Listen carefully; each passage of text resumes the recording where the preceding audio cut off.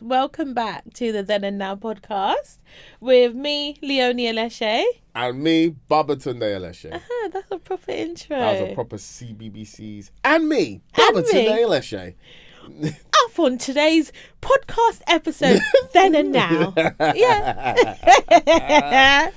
And you know what we brought back? We brought back for you guys the parenting dilemmas. Whoop, whoop. We had so much fun recording this the last time. We're just cussing off everything. Someone try to touch my child. I'm going jail. So I'm not being funny, but if you touch my babe, right, I'm going to turn around. No. We're not going to have any of that. No. It might end up like that.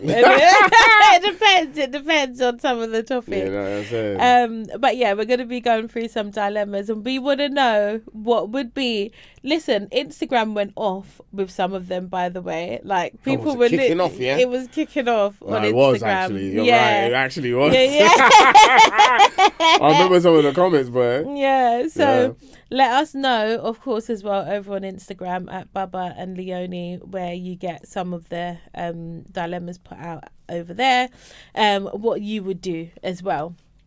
But should we kickstart? Yeah. Let's do it. All right, let's do it. Let's see how many we can get through. All right.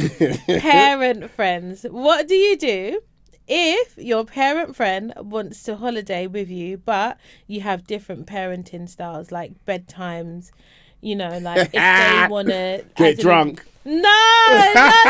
It's like there's kids here, fam. As an example, like if they, at bedtime, they want to let their children stay up until they get tired, or you want to put your child to bed. It's holiday, isn't at 8. Yeah. It's holiday, so there's a bit of leniency there going on. Mm-hmm. Definitely. All right, children, you know, you don't have to go bed like so early. Yeah. Mm-hmm. But you know, there might be days throughout the holiday that's just like, you know what, tonight is for the parents. We just want to chill. We're gonna take this night off, so to speak, and the parents are gonna like just chill out and stuff. Relax. So, the schedules. we're gonna relax. So you guys go bed and actually go bed. We wait until everybody's snoring. Mm-hmm. All right, then either, you know, let's say if we've gone away doing a staycation or even gone abroad or whatever, depending on how responsible the oldest child is and how old they are, all right, you can either go or stay or go in another room and just relax. Yeah. I don't mind giving the children a bit of leniency. Yeah, I don't mind either. And I think as well, like, before you go away, you kind of know who you're going to go away with. Absolutely. So I don't feel like we've had any of those issues or would have any of those issues with our friends, because if we're going away with someone, it's likely that it's people that we spend time with. We rate like, their at parenting. home. Yeah, exactly. I wouldn't just try a parenting friend. Yeah, like, oh, you want to go here? Let's go. And it's just like, oh yeah, let's go then. I wouldn't just do that. No, it'll be weird. It'll be weird. And then also, I feel like with us and our friends, like, we're all quite respectful of how each other do things. So even though everything is not identical, we are very respectful in the sense of like, we're like, oh, that's how you do things. Okay, this is how we do things. And we tend to kind of find the middle ground that works for everybody when we're all together. Mad, but you do your thing, innit? Yeah. That's how you parent, yeah? All right, we're just going to be over here.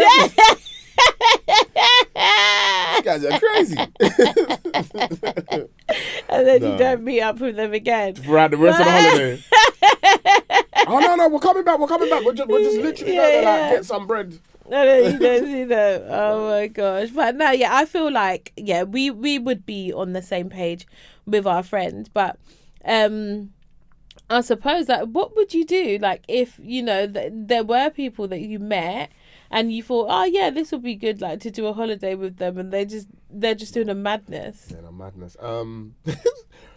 Knowing me and knowing us, we would be like, yeah, peace. Like, We'd be like, peace, yeah, man. we're going. Like, Yeah, we're not. I don't know what you lot got. I don't know what you lot have got going on there, but we're going that way. But oh my gosh, what about like when we went to Dubai, right? And we did meet other families, didn't we? We met other families. Yeah. We met quite a few people there. We met another famous couple, who we got on really, really well with. But then we met some random we met some random people. Yeah. And at the beginning it was cool, and then they just started acting crazy. And when I mean crazy, they started acting crazy. Yeah. And it was just like, we ain't in none of what you're plus this is Dubai. My friend, relax. Just relax. Yeah, relax yourself. And that was the end of that. Yeah, like we never saw them again. That brief encounter was the end. Yeah, we never saw them again because I on avoided. purpose. Yeah. So I think that would be our tactic, just avoid the whole thing. I don't think we can we're just not people that put up with nonsense. One thing, I think a misconception about us is that people think that when they get around us, we're going to be extra. Yeah, we're so chill. We're so reserved. Yeah. When you start doing nonsense around us, both of us are. Oh, okay. All right. you know what I'm saying? Like, you're not just a normal person. People want to be entertaining, and it's just like, we're just on holiday, man. We're chilling. Especially Americans. When you see Americans abroad, they just want to. Hey, they're on holiday. Come on, they're in holiday. Hey, come on, do something. And it's just like, brother, I'm chilling. I'm chilling, rude boy. Allow me. Oh, you're boring, man. I didn't tell you to come in. You know what I'm saying? Piss off. Sorry. Yeah, no. My bad. But yeah, no, we are very, very cool. So no, the parenting friends that we hang out with and that I think we all get it. We would all get it.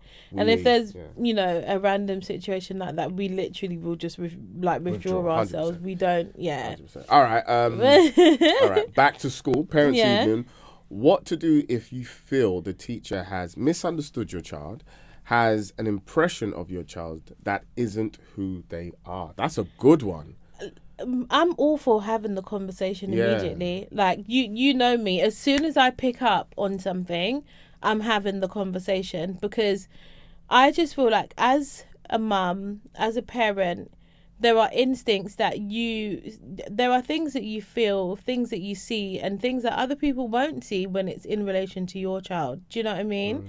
And I think as a parent, especially as a parent of a black boy, because our son is the older one and he's the one that's in school at the moment, a black parent, a parent of a black boy in this society, you have to be vocal. Like that there is no room for just sort of being lax about it.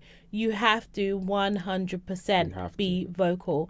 You have to be willing to have the conversation respectfully, in a way where you articulate yourself well and get your point across. No pointing of fingers or anything, but I'm having the conversation. 100%. Yeah, I think that's very important. Definitely, especially like you said, for young black boys, because they get stigmatized. Yeah. And so much is expected. Because that almost happened with our son. Right? Yeah, remember? Yeah, oh my God, that almost happened with our son. To shut that down. Yeah, with one of his old teachers. Like, stop expecting so much from a child. He was only 4, 5 maybe, and they expected him to basically be able to sit still for the full length of time in the class without fidgeting, and I was just like, a child. He's a child, and he's one of the youngest. He turns a year older at the end. Or at the end. Not even at of the end. School year. When they're not even at school. After the school term has finished, in the summer holidays. Of course, he's not going to be, the same as somebody that turned, as an example, 5 at the beginning of the term. It's day and night. It's a whole year's difference. Yeah. And the minute... That was me. Yeah, literally. And the minute I realised that, because for ages I was just so puzzled. Do you remember? Yeah, I remember. And it dawned on me, and I was just like, no, I'm not having this. Like, there's no way that you can expect him to behave the same as somebody that is a year older than him. You have to give him grace, and you have to give him time. And don't get me wrong, yes, there are people with different additional needs and stuff, but there is also age appropriate behaviour for children. Yeah.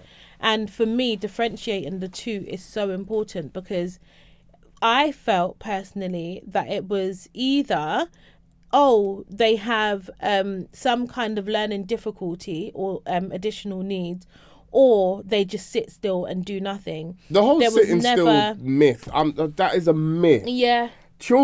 A child. Yeah. A child. Mm-hmm. Even our son at 9, he's still very, children, they have to move. They have to move. They need movement, especially boys. Yeah, they need movement. They need to move. I overheard another mum talking to one of the other mums that we all know. And she was saying that one of her friends basically created this thing in their back garden where it's literally activities for boys, right? So it's your rough play, it's your jumping off of things, you're pulling of things, and you're breaking things down and building things back up and stuff. Basically, come to my house and mash it up, yeah. And she was just like, they made it because they were renovating. I've invented this thing for boys. Come mash this place up. Come and help us break this wall down. Yeah. But no, she said, because there isn't enough for them to be able to get their aggression out, their testosterone, like literally raging. When our son play fights with me, after like a minute, I'm like, all right, man, it's enough, because he's just relentless. He's just like, come on. And I'm just like, what's wrong with this you, bro? Like, my man will fully leap in the air and jump. And I'm like, brother, you are big now. And he gears himself up. Come on, Dad.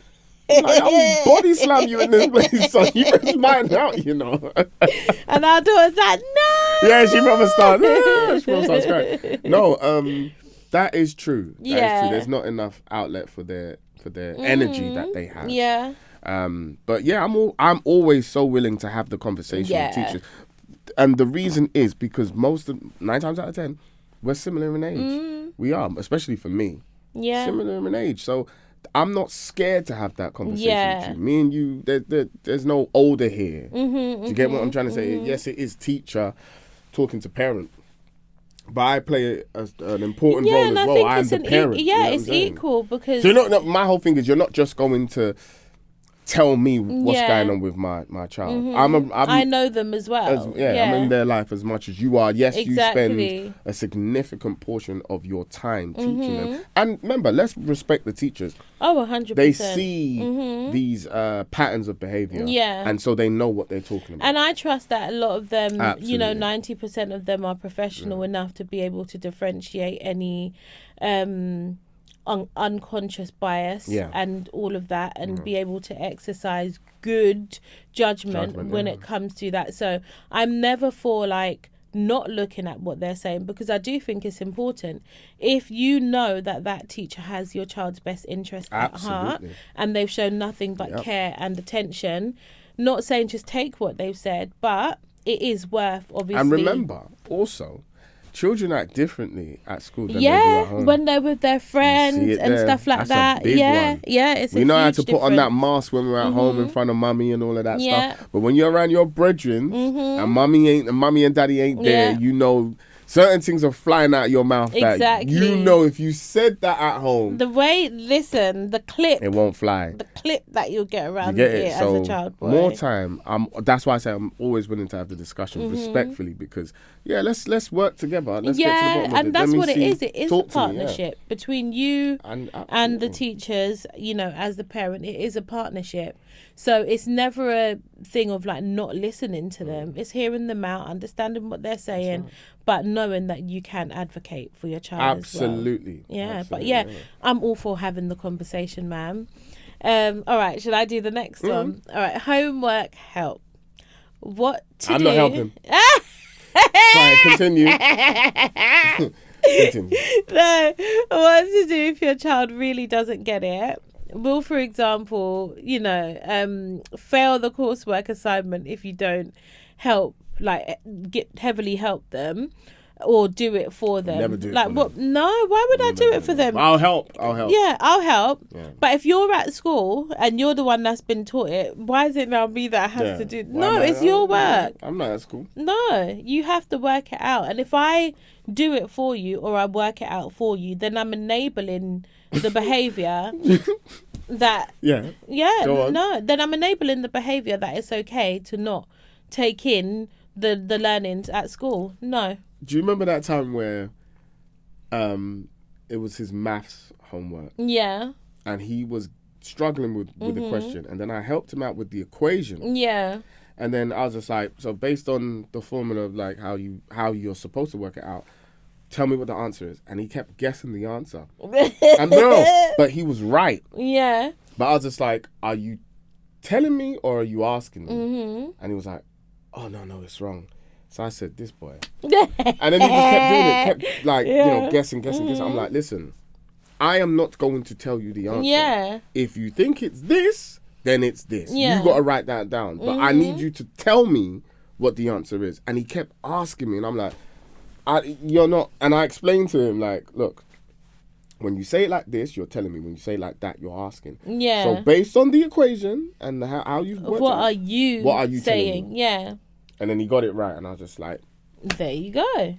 Yeah. And I'm like, even if you've got it wrong, I would rather have you tell me what you think it is. What you believe it to be, rather than ask me. Because I can't give you the answer, bro. No. And in an exam, I'm not going to be able to give you the answer. And you are going to sit an exam one day. In the classroom, I can't give you the answer. You're going to have to figure it out in the class. You got to be confident in your ability. Learn the formula, how to work things out, in whether it's maths or whatever, any subject, and then you come up with your answer. Know your answer. Know your workings out and know how to articulate yourself. And we're so big on that. So, yes, we help with homework, but never doing the work for them, and making sure that they know exactly what they need to be doing, when they need to do it, how to work things out, how to articulate, and then feed that information back. Because by doing it for them, we'll be doing him an injustice. Listen, yeah, absolutely. I'm jealous of the people that are so good at especially maths. Yeah, so good at maths. I'm very jealous of them because the way you ask them, hey, what's I don't know, 652 times 30. No, not 30, times 89, and they'll be like, and then bang, give you the answer. Big man, you see me? Bring out the calculator, because I don't care for how this works things out. Big man is here. See the calculator here? But even sometimes working out how to use the calculator is a whole thing, If you don't know how to use a calculator, I feel sorry. Because the thing is straightforward. Listen, YouTube will teach us anything nowadays. Type the thing there. Yeah. And then you percentage, you put times and all that. Man, you see the equals? So silly. All right. What do you do if someone gets your children an excessive birthday gift? Something. Something that you've said to the child is age inappropriate for them, or too much, or too expensive. Yeah. Oh, that's a tricky one. I think I'd talk to the person who got it for them. And I would have to allocate time for the child to use that item. Yeah, I think if I decided that it was already age inappropriate or too expensive, and if it was age inappropriate, you're not using it. Yeah, and we've kept stuff like that. If they got the receipt, which people normally do. Thank you. We're going to have to swap this. And we'll swap it for something else. There's loads of stuff that we don't allow our son to use or to take games and stuff like that he doesn't take part in. He knows that. So he wouldn't even accept it, to be honest. But then when it comes to something being expensive, if it's something that we thought was expensive that we don't want to buy and someone else wants to buy it, my friend, it's your own money. buy it. Buy gifts for my son. Yeah. Mo Gilligan. My son would love a Range Rover. Can he drive? No. But you can put it in my name. I'll give it to him when he's 18. It's so silly. You know what I'm saying? Can you imagine, like, just telling him to ask for expensive gifts from all your friends? Ask Uncle for this. Ask Uncle Mo for Rolex. Go. Go. Ask Uncle Precious. And then you know when you don't look, like, you know, like when they look up to be like, what, your dad asked you that? Is it the child says, my dad said that I ain't saying nothing. What's he doing? What are you doing, man? Come on, man. These children, they're crazy. But no, if it's something that I thought was too expensive that I don't want to buy and someone else buys it, then cool. If you want to buy it, my friend, you're in the bracket, the tax bracket, the tax bracket to be able to afford to just splash. So my friend splash. But if it's something that I thought was expensive that I don't think my child would look after yet, they can keep it, but I wouldn't let them use it yet. I'll just put it away, I've done that with loads of toys. Kept it until I feel like it was appropriate based on toys that they already had out, based on age and all of that. And it's been nice actually drawing for some of those things instead of having to buy them ourselves. Very, very true. I mean, listen, anytime I don't have to spend money, it's a great time honestly. Because it's a joyful time. These gifts are expensive. Even some of the ones that are like for like babies and stuff. Like, I remember when we went into Smith's toy store the other day, a baby girl went up to this big like teddy bear that you can press and it does all this stuff. I look at the price, I'm like, £39. Yeah, easily. For a teddy bear. For a teddy bear, easily. Even though, it's got all these functions. That's even cheap for a teddy bear. I'm like, eh? Yeah, that's even cheap for a teddy bear. These things are expensive. Really Everything expensive. starts at like £20 and then just keeps climbing. I'm like, what, like, where are the days when you would get something for like £15? No, it's not. Toys? Nah. No way. No way, man. It's not. I feel like such a dad when I'm in those places. Oh gosh, but you find so much joy going into these places. I do. I enjoy being a dad. Yeah, I really like, but you know what I mean. You really work yourself up to I do, man. When I see all the dads in the parking lot, I'm like, it's not just you, my friend. Yeah, me too. Me too, brother.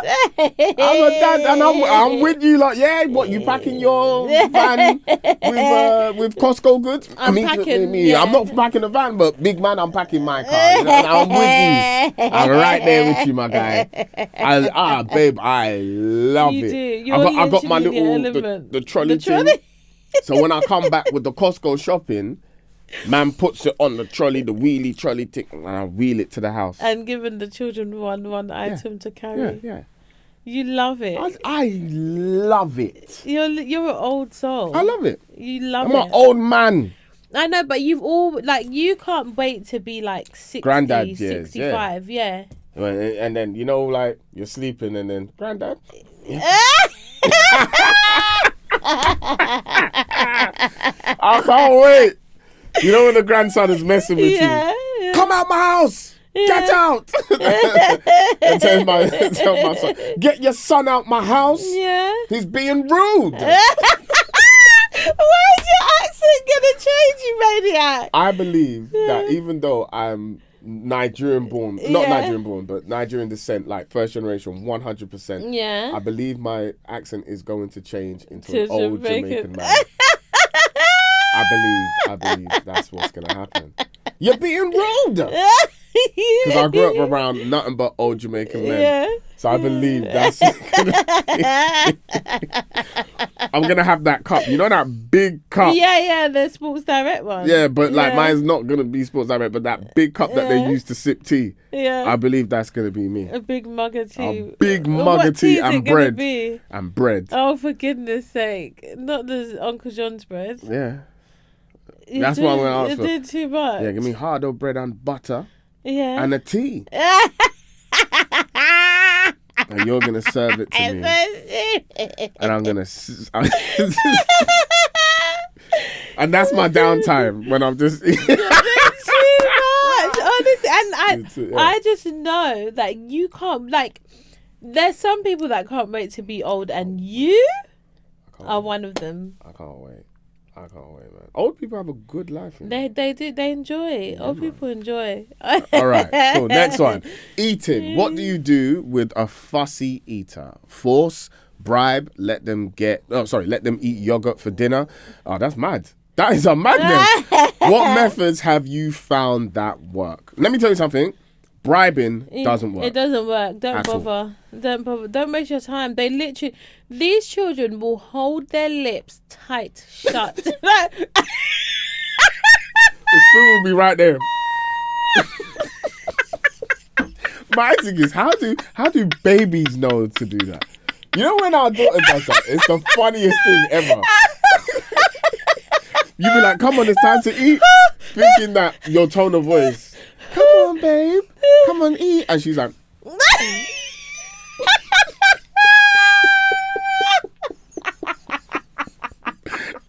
listen. Who taught them to do this? To tighten their lips so tight? That's funny. Right? If we acted, imagine if grown adults acted like that for a day.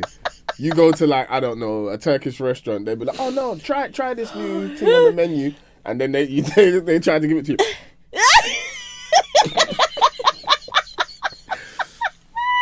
You're on a first date. No, trust me, this is banging. Here. Man's just like, it's not. You know what that is to me? That's so funny because it's just like, that is not entering my mouth. Are you mad?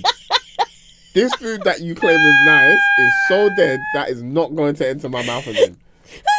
And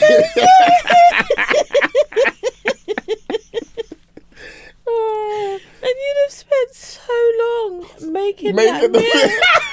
That's the worst part. That's the worst part. You really think, like you think of all these ideas and think, this is gonna taste nice. This is gonna be great. And then your baby shows you up.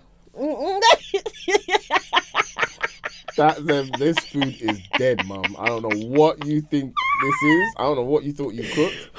This is disgusting. These children, This is not as This is not as nice as breast milk. That's the top of the list. That's top of the chain. This is not as nice as you think this is. This is dead. Like, no. And they'll just close their mouth. And the force of a baby, nothing. You can't pry their mouth. There's nothing that can open their mouth. They're not opening it. Them gums are. The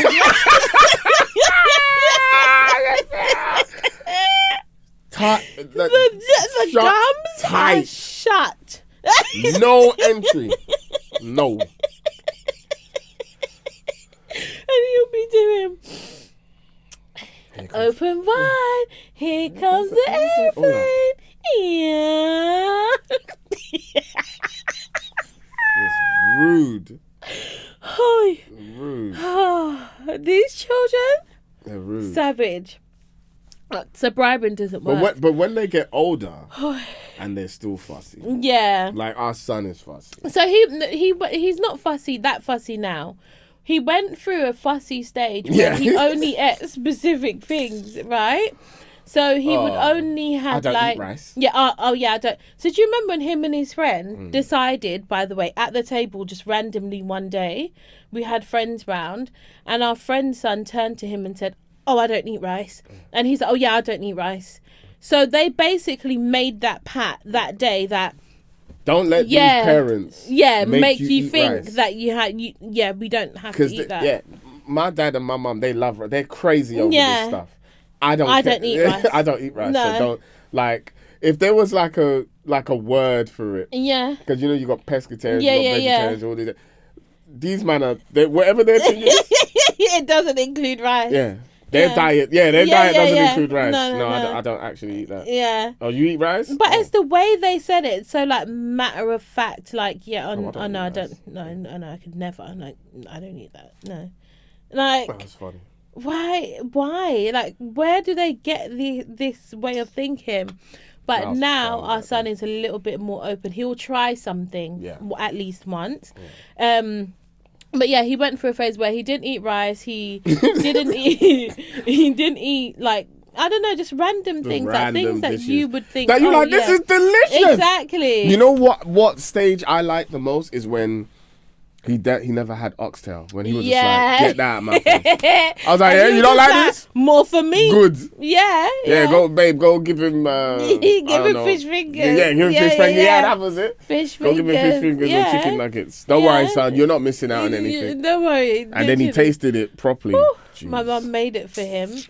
And that was a wrap. And then he went back for seconds. I remember the day he went back for seconds. Yeah. I was like, what? Sit down! That's for me! Is he mad? I remember once you made like fried chicken, Yeah. And he's eating it, and the boy went crazy. Like he literally finished his plate. Yeah. That's another thing I'll get to, how children finish food. Yeah. But anyway, he went to go back for another piece of chicken, but I saw him reach for the big piece. And I had to really lay into him that day. I said, you see that piece there? That's mine. That's daddy's. But I say, that's not the way I said it. Yeah. I panicked. Yeah. Hey, we didn't, man. Hey, come on. This is kind of, I panicked because I'm like, nah, what's going on in my household? No. Move. Here, take that one. Yeah. And he was like feeling like, no, I want that one. Yeah. Though. I want the big piece. It's available, so. I was like, no, son, go sit down. You're good. That's it. And then coming to how they finish, especially like, you know, whether it's oxtail or a piece of chicken. I'm like, there's a whole meal left. There's bare meat on the bone. Yo, big man, come back. You want another piece? You need to come and finish this. You have to teach them how to eat, how we had to eat when you only used to get one piece of meat. You see the cartilage, everything. But some people eat the bone. The marrow. Yeah, because the marrow that's got healthy bits in it. Who told you that? I want to know. My granddad. Your granddad. Okay. No, because he's a professor, right? Yeah. All right. I'm just checking. Your granddad was a professor. No. My granddad knew where vitamins came from and minerals and all of that. And it came from inside the chicken's bone. From the marrow. If you don't get out of here. If you don't, I know that people do eat bone marrow, like. So. But no, I personally think expose them to as much as you can from as early as you can when it comes to feeding children, and then naturally what I've experienced anyway with our son, what we've experienced is that they go through phases. So they'll go through a phase of, you know, finding the things that they like, and then they only want those meals. Then they'll go on to the phase where they're willing to try and taste anything, like our son is now. He eats a lot more now. He literally eats us out of house and home. Like there's that boy can eat. He's now, at boy. that stage now where he will eat. Like he's growing. Our daughter, the thing that we learned was, listen, she eats rice. That's her thing. Like her thing is rice. So she'll eat anything you give her, and she'll taste anything, and she'll have. And she's not fussy. She's not funny. She'll eat anything. As long as it has rice. But as long as there's a portion of rice somewhere, you've got her. Genuinely. It's when we went to one restaurant and she grabbed. Oh, where was that? It was a one Turkish restaurant. And she basically she was eating with a spoon, and then I literally saw the wheels in her mind. Like she was like, "Nah, man, this is slowly." It's hindering my progress. And then she put it down and she just went. She stuffed her mouth. A massive handful just plonked it in her mouth. And it was just plain rice. Yeah. Plain rice. Listen, like I'll make her like a stir fry rice. I'll put different bits in it, like veggies and eggs and chicken, and she'll eat it. But you see a plain jasmine rice steamed down. Correct. She will demolish that. Demolish. But it's just like children with like plain pasta and cheese. Yeah. You cook bolognese sauce, this, that, the little minced beef and or meatballs, if that's your thing. Give them plain pasta and cheese. Cheesy pasta. It goes off. They go off destroy. For that. Yeah. That's funny, man. But and then they go through the phases where they have their specific meals that are more hearty that they really like, and you know, you kind of make those on repeat, like your spag bowl, your meatballs, you know, whatever stews and stuff like that you may have, and all of that. And I enjoy like having like a staple spag bowl as an example every week. Makes the food shop a lot easier. Spag bowl? Listen. Minced beef? So yeah, good. come on, bro. So good. Or we have like taco night or whatever. Taco night, listen. Taco night goes off in our house. Off, honestly. We lose our minds. We do too much. We really do. The only thing we need now is to get some hats. No, I think that's a bit mad. We're doing too much. We do too much though. We do too much, and we chop the place down. Yeah, we enjoy. Really eat. We enjoy that. Taco night's the only time I see us, and I'm like, yeah, we need to calm down. We need to chill. We need to chill. Honestly, it's tacos, man. It's so delicious. So good. But I don't know if there's been loads of times that we've, you know, allowed them to have what they would want for dinner as opposed to what we've made, and maybe remade a meal that they would eat, because you know that is a go-to meal. I don't like it, but the odd times I'm more than happy to do it if it's, you know, they've tried something new and they don't. I don't like it because it's not what I grew up doing. We grew up, everybody ate the same meal. Yeah. Mm-hmm. And so I enjoy that, because that is that old thing of eating out of the same pot. Yeah. You know, back home in Nigeria, sometimes they do actually eat out of the actual same physical pot, like all together. But when you're all eating and sharing the same meal, that's the exact same concept. Mm-hmm. And I don't like it when, you're eating this, but we're eating this. That kind of rubs me up the wrong way. But it's a different... Yeah, it's different. And sometimes for time as well, because sometimes we don't all get to sit at the table eating at the same time. So sometimes we may have to make them something earlier, and then, like, they may have an example, spaghetti bolognese, but then we may have steak and something else. Do you know what I mean? Or a suya board or whatever. So sometimes it won't be the exact same anyway. And on days like those, I don't mind making them their actual favourite meal that I know that hands down they're gonna eat. We're strapped for time anyway. Do you know what I mean? Spag bowl goes off in our house, because we'll sometimes do corned beef, corned beef and spaghetti, or corned beef and rice. So good. You call it bully beef? Beef. Listen. And everyone loves it. Everyone loves it. You have to have those staple meals that you know. I think you might have to draw for. Oh no, because we got stewed chicken. But listen. Yeah, look at this one. What's corned beef tonight? It's okay. Listen. See them meals there? It's okay. You see the struggle? They call them struggle meals, but they're not struggle meals. They're not struggle meals. They're sweet, man. Tuna and rice. Listen. Tuna pasta. Listen. And the children, those are such easy meals for the children to eat. Yeah, man. So easy for them to eat. All right. Next one. What would you do if your child selects clothes that are inappropriate or just looks mad? You're not coming out of the yard. You're not coming behind me, because if I let you... No, I'm sorry, no. And how many times does our son come downstairs and I'm like, go back upstairs? My friend, make your way upstairs. And it's not that go back upstairs and choose something else. Yeah. I'm coming. Just now I have to come and dress you. Take that nonsense off. Yeah, no. No, because you're coming behind me dressed like that. Just like you ain't got sense. 2, present yourself properly. Yeah. But there have been times where, like, and I get this 100%, right?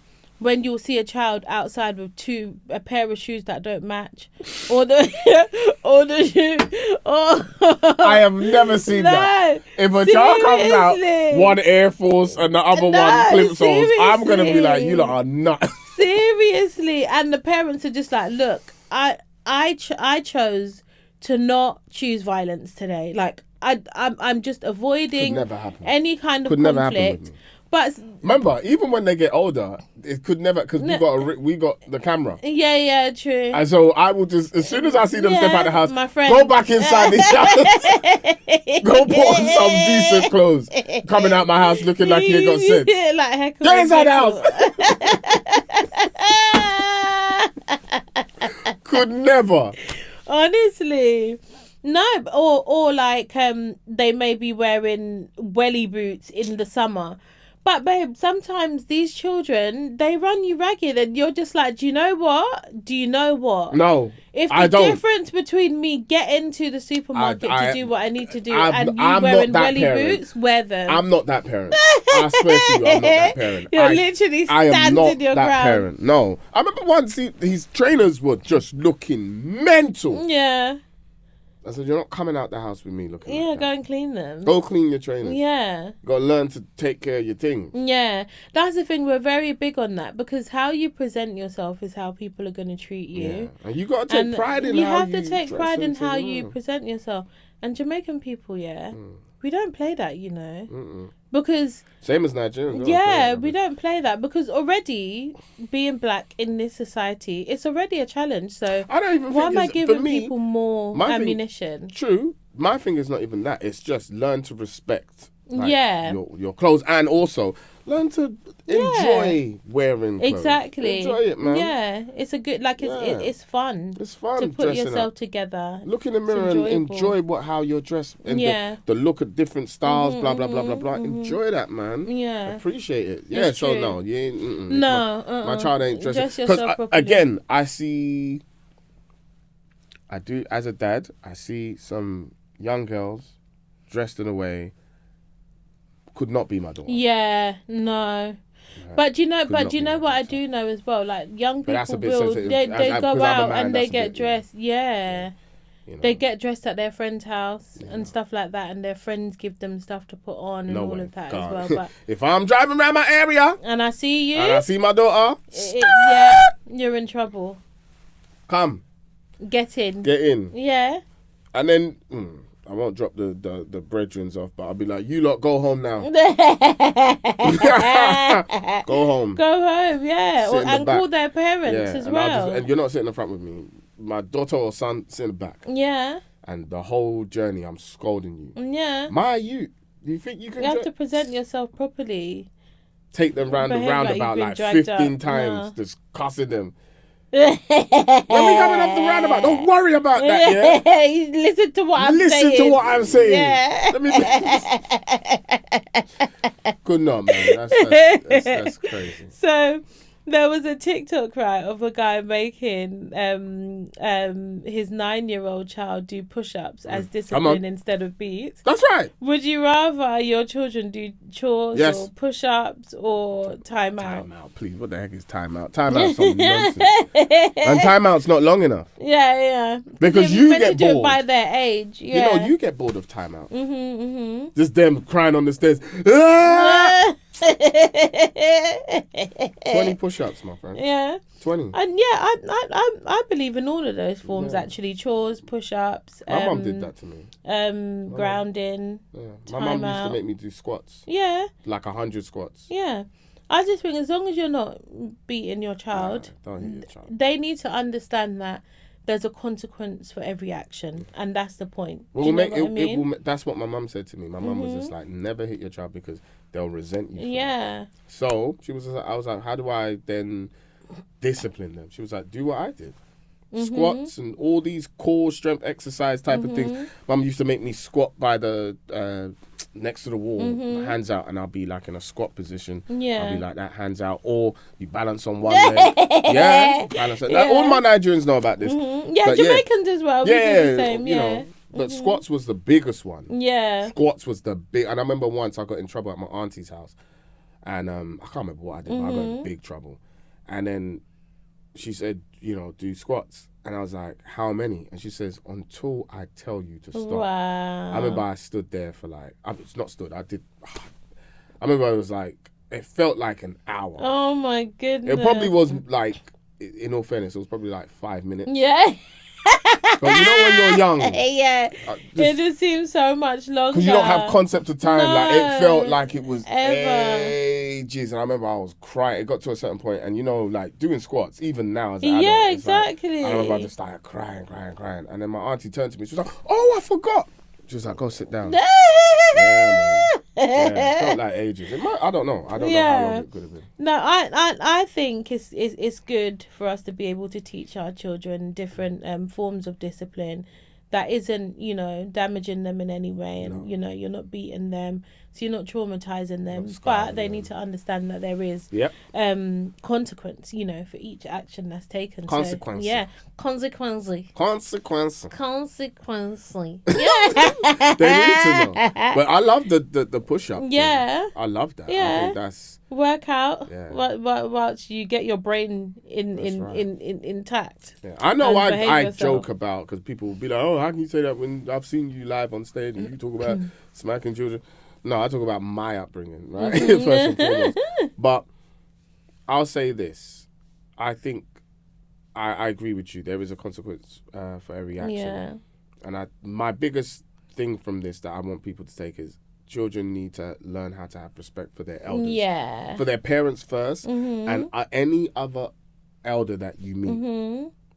All right? That anyone that's older than you, you have to approach them with respect first. Yeah. If they violate that, then that's different. Yeah. Withdraw yourself, and then you have the right to actually defend yourself and be like, actually, you know what? For someone who's grown, you're acting like you ain't got no sense. Yeah. That's calm, because I will even do that at my age. But before any of that type of words leave my mouth, I will approach any elder with respect. Exactly. You violate that, then it's on. It's, you know, cool.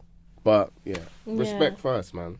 100%. And children nowadays, it's disrespect first, and then until violence happens, that's when it's like, it's not even respect, it's fear. Exactly. And I think that's just they got it backwards. So if we can teach our children now about respect and about that discipline, I think that will make a huge and boundaries difference. And boundaries, and teaches them to respect themselves as well, respect other people. Do you know what I mean? And in doing that, they then put respect on themselves and how they conduct themselves, what they accept, what they don't accept. And it's just all one big cycle of how it all works. But it's been fun going over these dilemmas on this episode. Thank you guys so much for listening in. Let us know in the comments your views on some of these as well. Thank you for listening to the Then and Now podcast with me, Leonie Aleshe. And me, Babatunde. That guy. That's my name. It's really okay. Take care, everyone. Peace out.